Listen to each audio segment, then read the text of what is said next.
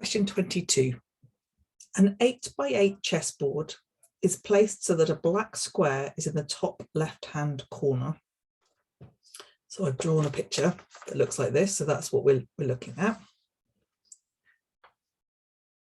Starting in the top left square and working along each row in turn, coloured counters are placed, one on each square, following the sequence black, white, red, and so on.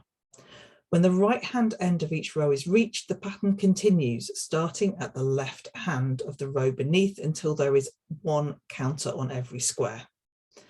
In the final arrangement, what fraction of the counters are on squares of the same colour as themselves?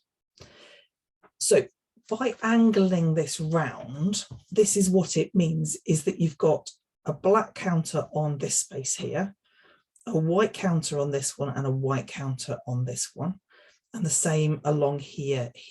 So I would say that this is probably the most tricky bit of understanding this question, is that you have to, if you angle the board, it's better than having it round straight in terms of trying to work out which way round it's going.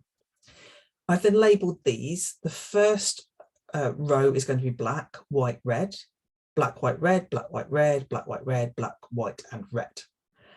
Then what I want to do is to find out if I've got a black counter on a black square or a white counter on a white square.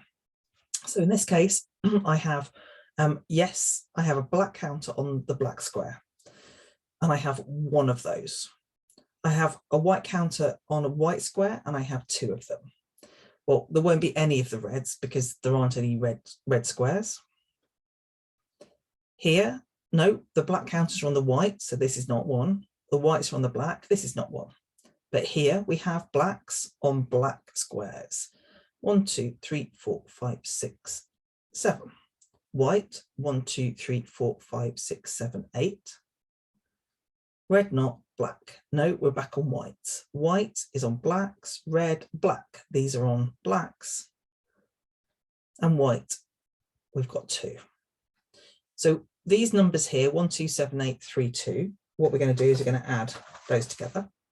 1 plus 2 plus 7 plus 8 plus 3 plus 2. Adding all those together equals 64. No, it doesn't. Adding those together equals 23.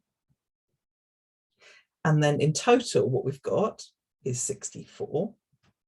And so as a fraction, it is 23 divided by 64, which is the answer B.